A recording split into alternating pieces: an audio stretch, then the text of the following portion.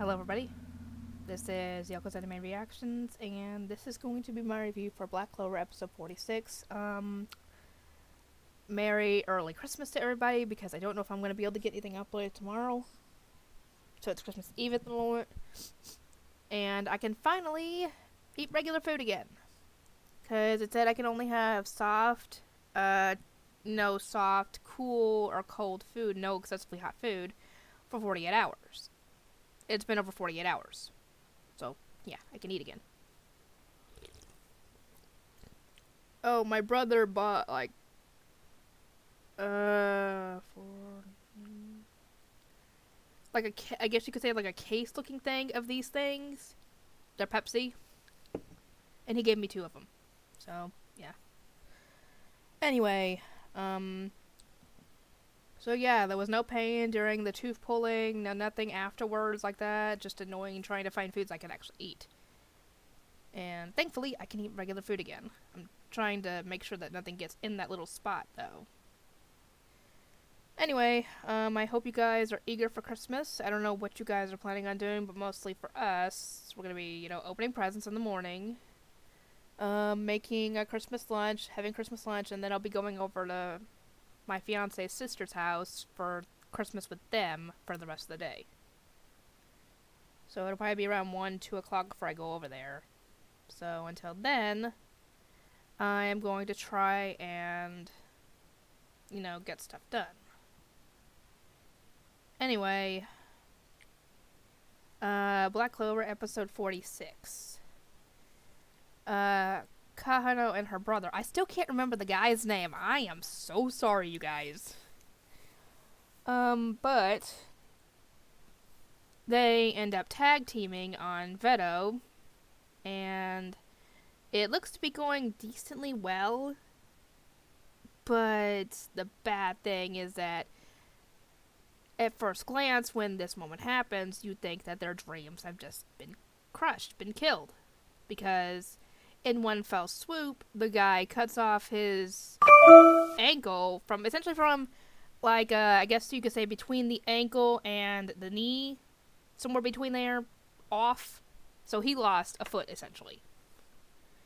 And then, before any of them could realize what the heck just happened, he goes after Kahano and gets her right in the voice box, I'm guessing. She's not dead by any means.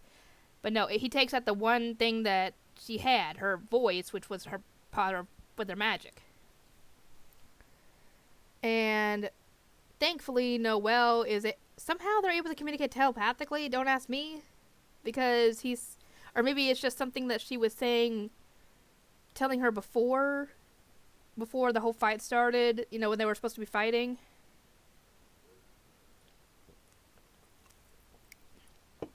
That, it didn't show in that episode. That the reason that Noelle's aim is off when she tries to, send an attack at somebody is because she's subconsciously not wanting to hurt people.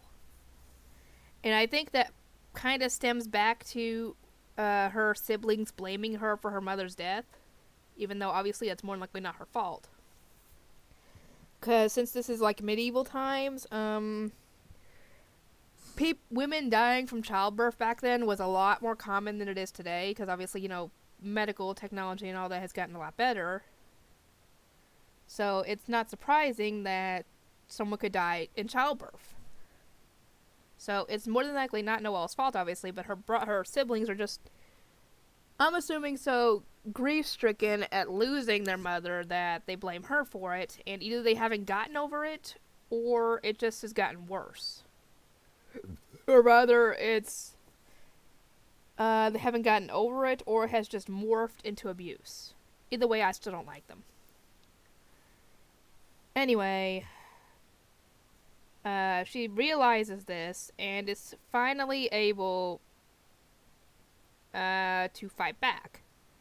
I think he tosses Kahano to the side, and he realizes that she's actually serious, and she's finally able to send an attack his way, which is Sea Dragon's Roar. I assume it's a new spell that just popped up, or it was one that was already in her arsenal, but she was afraid to try and use it, And she poured all her magic into it, And, yeah, the attack gets sent flying out of the building, and everybody who's watching everything outside sees it happen and is wondering, is that the sea god or something like that. And when it comes back to Veto, he did actually get hurt very, very bad. They cut off his arm, essentially. So it's like from here down is gone, essentially. However, he is somehow awakened. I guess that whole thing about them wanting to find the stones to make their true selves come out is kind of true in a way. Because apparently he was either in the crowd of elves or was the groom in that little scenario it kept showing, that in the wedding thing when all hell broke loose and everybody was killed. And he was able to, I guess his true self came out and his eyes turned golden and he grew a third eye and his hair turned white.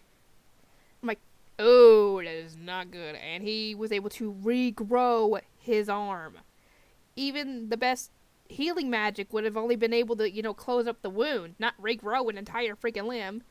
Actually, I think the best recovery magic should have been able to, reattach a limb, but since we didn't see where the limb went or it probably got disintegrated, yeah, he grew an arm, which was not good. And now Noelle has no magic because she used all of it in that last attack.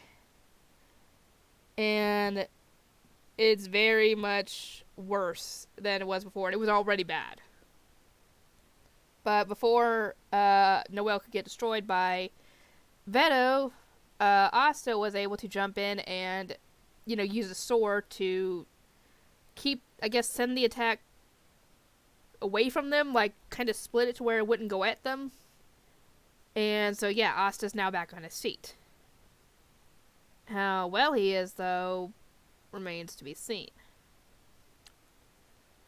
Anyway, yeah, this is not good, and obviously Yami can't go and do crap about this because he tried, and he found that one of the enemy mages is, keeping him there through spatial magic.